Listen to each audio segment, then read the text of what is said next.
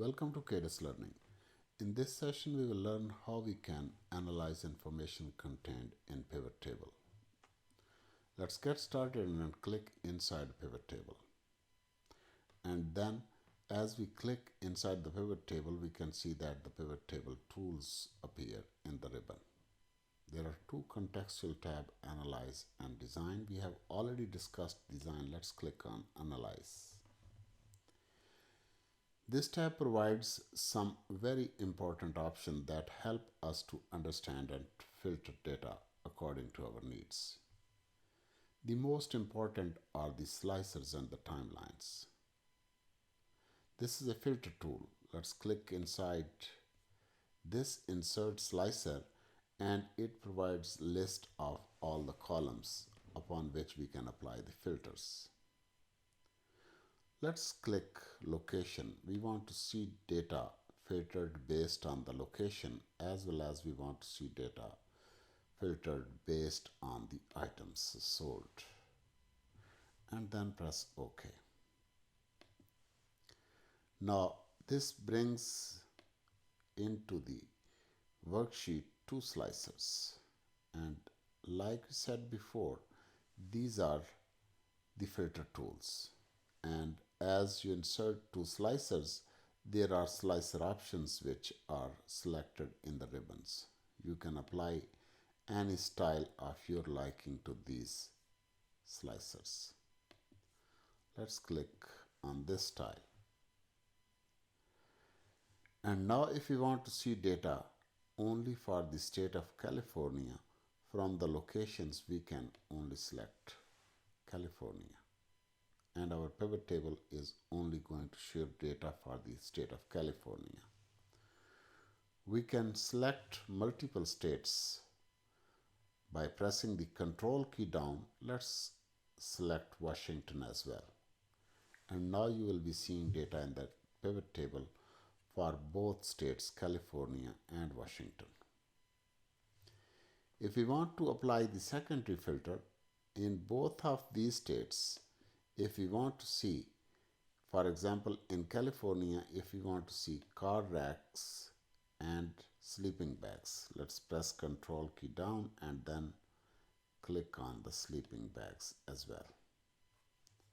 Now this is showing car rack and sleeping bags in state of California. Let's see both car racks and sleeping bags for the state of Washington as well. Press Control key down and then click on Washington as well. So this way we can apply filters on the data inside pivot table. Let's clear all the filters. Once all filters are gone, if we want to remove these slicers, we can right click in the white space and then take a look on this option for removing items. Similarly, we can right click in the white space here and then remove the locations as well. There is another filter that we can use in order to filter our data, and that is just below the slicer we have the insert timeline. Let's click on the date because date is one of the column in the table. And now this is a filter for the date. But by default, you can see here the days are being shown. You can select years, or you can select months, or you can select quarters. But because our data is for May 2010, therefore the years, months are not going to make a lot of sense to us. It's only the month of May data, therefore we will need days. Let's click on days, and now you can see in the month of May we have selected data for May 1 to 5. We can move this slicer to see more data, or we can shrink it, and you can see that as we shrink this data, the changes in the pivot table respond to our selection in the date filter. So this is how, if we want to move this side, we can move the entire here as well. So this shows us different responses against the date filters. Let's clear these filters as well and remove the date filter from here as well. And remove timelines, and the second date filters are gone as well.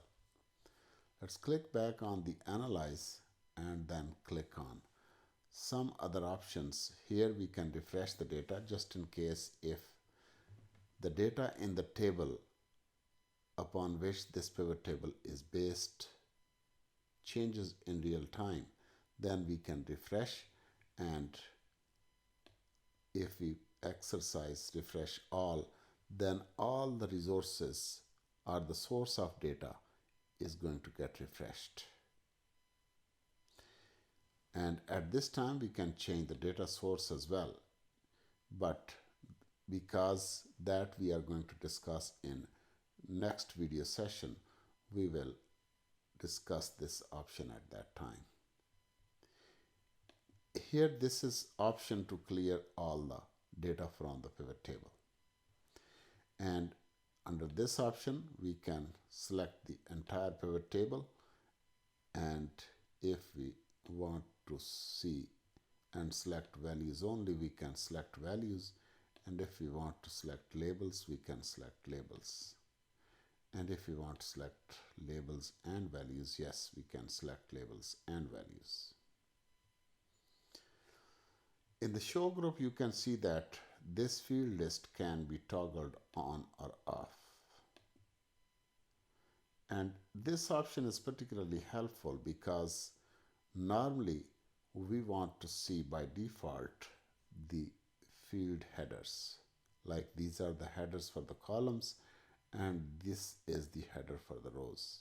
If we want this to appear in the pivot table, we can make them appear, but if we want to turn this off and do not want to see the column headers and the row headers, we can turn it off. That's it for now, and here is the name of the pivot table. Just last but not least, we want to name this pivot table. We can, and here are the options for the pivot table, that if we want to explore our options for printing, for totals and filters, for all other options regarding display, we can explore all of these options for this pivot table as well. That's it for now, and if you have any question regarding the analysis of data in the pivot table, please post your questions under the video or give us a call on the live support, and we'll be happy to help you out.